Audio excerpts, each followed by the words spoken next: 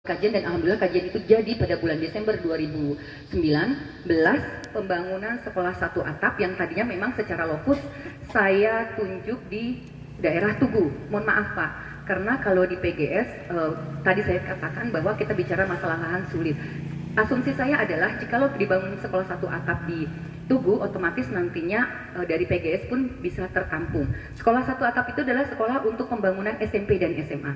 Dan saya datang ke provinsi, saya datang ke KCD kalau kita bicara masalah SMA, karena secara undang-undang SMA adalah wilayah dari provinsi, otomatis kami harus bersinggungan selalu untuk kebijakan ini dengan provinsi. Saya datang ke provinsi untuk minta dibantu di nantinya jikalau lahan ini dari pemerintah Kota Depok, pembangunannya dari provinsi, dan hal tersebut disambut dengan sangat baik karena ini merupakan salah satu solusi dan pilot project jikalau berhasil di seluruh Jawa Barat. Nantinya salah satu pilot projectnya adalah di Kelurahan Tugu tersebut. Tetapi seiring waktu kita dihantam pandemi. Akhirnya saya bicara dengan Pak Wali Kota pada saat itu, Pak Kiai Idris Abdul Somad, dan beliau menyatakan, Bu Yeti kalau diundur dulu bagaimana, karena kita dihantam pandemi. Dan saya sadar sekali sebagai salah satu bagian dari pimpinan DPRD Kota Depok, pada saat kita membahas anggaran, pada saat mulai dari 2019 banyak anggaran-anggaran yang direfocusing atau anggaran tersebut yang difokuskan kepada penanganan pandemi. Ini dari mana ya? Oh, dari Bu Yeti nih Pak. Akhirnya jalin silaturahmi lah saya sama Bang Adul ya, Bang Yeti ya. Jalin silaturahmi.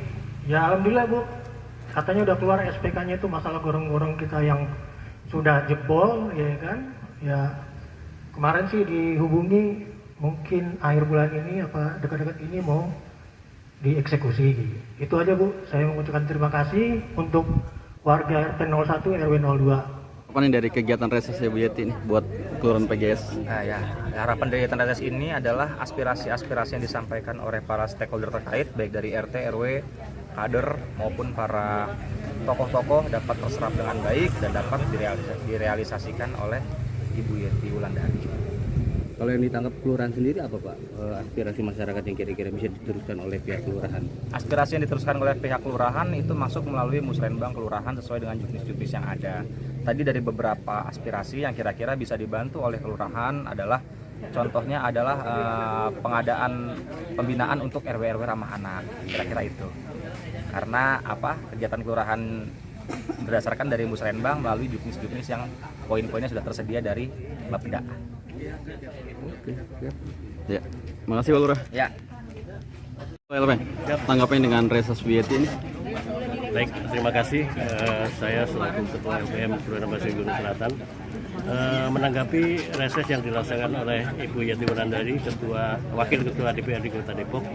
Ini sangat bermanfaat sekali untuk warga, khususnya untuk perencanaan pembangunan yang permasalahannya sebenarnya yang saat ini dimanapun permasalahan hampir sama, yaitu masalah banjir.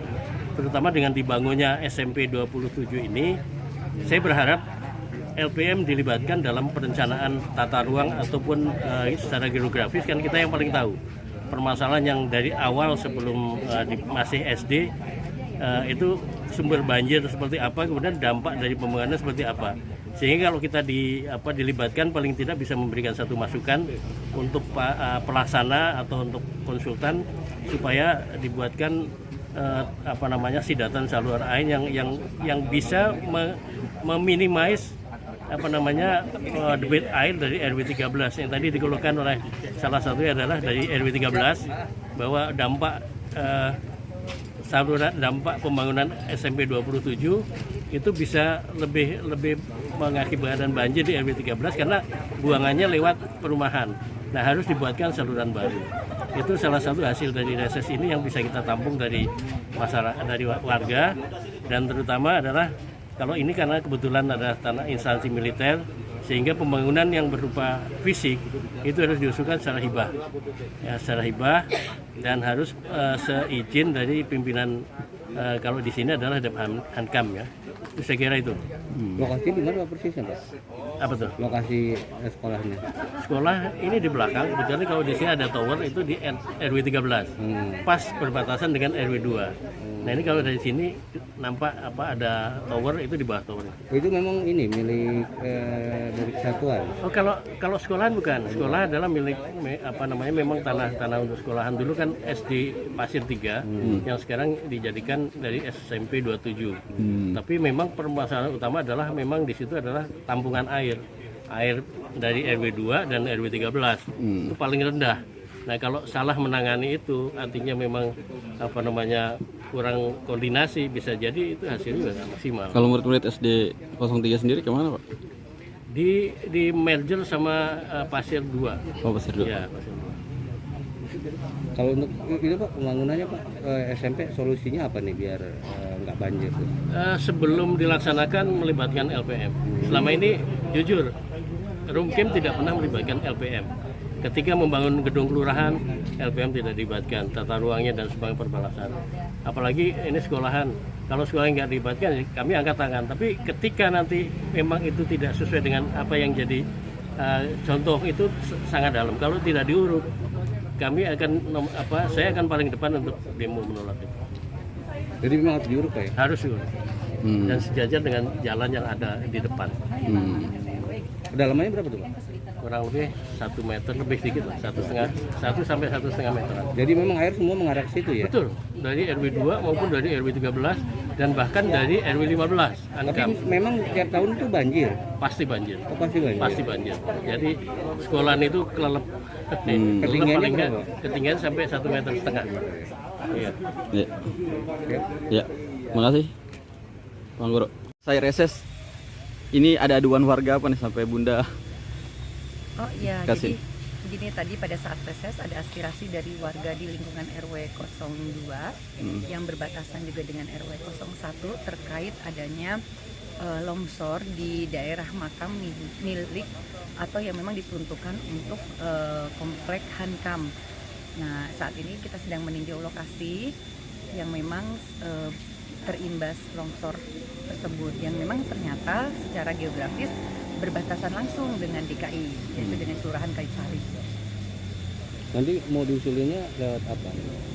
Ya, kita coba komunikasi dulu dengan Dinas PUPR terkait hal ini, karena memang yang pertama saat ini memang lokasi ini adalah memang berada di area pemakaman ya, yang nantinya juga akan saya komunikasikan terkait masalah pembangunan saluran air atau turapnya ini. Apakah bisa menjadi salah satu bentuk prioritas? Karena memang kalau kita bicara masalah PGS, banyak wilayah yang memang terancam longsor, terutama di wilayah RW 07 yang memang langsung berbatasan dengan Sungai Ciliwung yang memang sudah setiap hujan mengalami banjir dan longsor, dan itu apakah nanti prioritasnya lebih diarahkan ke sana dulu atau wilayah ini bisa masuk seperti itu, Mbak. Barangkali perlu mengajak Dinas PUPR dulu ya untuk melakukan kajian dan pelahaan gitu ya. Betul, jadi nanti saya akan komunikasi juga dengan Dinas PUPR dan setelah itu nanti kita akan tinjau lokasi. Jadi nanti mereka yang akan bisa memutuskan apakah ini bisa masuk ke dalam prioritas penanganan. Harapan dari masyarakat sendiri apa sih terkait saluran ini? Ya, kalau harapan dari masyarakat di wilayah komplek Hankam adalah karena ini merupakan daerah wilayah pemakaman bagi komplek mereka, dengan adanya longsor ini mungkin nantinya ditakutkan akan melebar sehingga akan mengurangi mengurangi dari luas dari tempat makam ini, dan juga nantinya ditakutkan membahayakan bagi masyarakat yang ingin berkunjung atau ingin melakukan ziarah ke pemakaman ini. Ya, makasih Bunda.